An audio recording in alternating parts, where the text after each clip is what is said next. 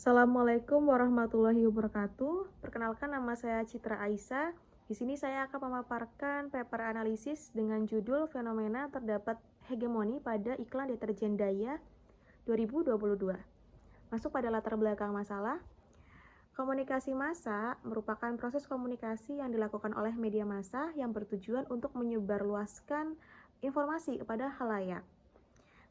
Kemudian media massa sendiri itu merupakan institusi yang berperan sebagai agent of change atau pelopor perubahan, di mana media massa itu dapat mempengaruhi suatu masyarakat gitu, sehingga hal ini dapat membentuk sebuah ideologi baru.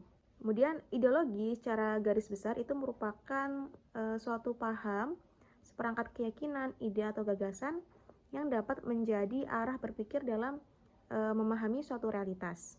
Ideologi media merupakan gagasan atau nilai pokok yang dibuat oleh media melalui pesan yang disampaikan kepada masyarakat dengan sistem makna. Jadi ideologi media itu, media di sini dapat mengubah sistem makna melalui pesan-pesan yang disampaikan gitu ke masyarakat, sehingga pesan-pesan ini tuh berdampak implisit gitu kepada masyarakat dalam mendefinisikan sebuah realitas di mana media bisa melakukan pembenaran gitu atas realitas tersebut. Ideologi memiliki keterkaitan dengan konsep hegemoni. Hegemoni di sini terbentuk karena adanya konsensus atau persetujuan dari kesamaan sebuah ideologi. Jadi dengan adanya praktek ideologi yang dominan yang dilakukan secara netral, maka akan membentuk sebuah hegemoni di dalamnya.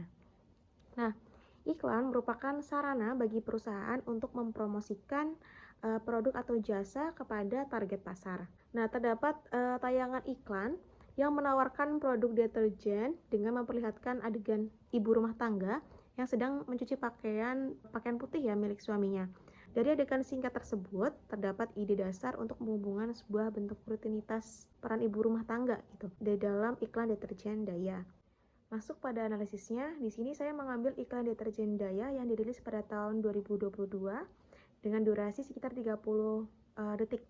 Di sini menampilkan adegan ibu rumah tangga yang sedang mencuci pakaian kemeja putih milik suaminya. Kemudian adegan yang kedua, di sini suami dan istri ada pada satu frame di mana suami memegang tangan istrinya dan mengatakan tangan istrinya tetap lembut gitu walaupun setelah berkegiatan mencuci baju menggunakan tangan. Pada adegan singkat tersebut terdapat gagasan dasar yang menghubungkan sebuah bentuk rutinitas dari seorang ibu rumah tangga dengan iklan komoditas dari deterjen Daya.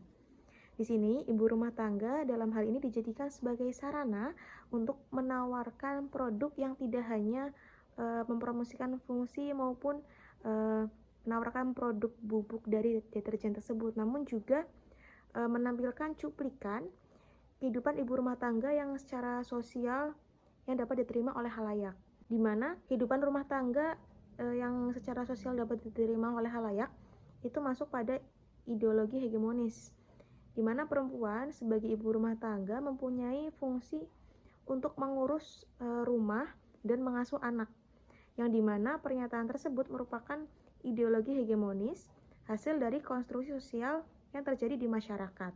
Nah, secara sekilas hal tersebut itu merupakan hal yang lumrah, namun padahal kesadaran perempuan masih didudukan pada posisi subordinat. Posisi subordinat ini maksudnya posisi pada kelompok kedua.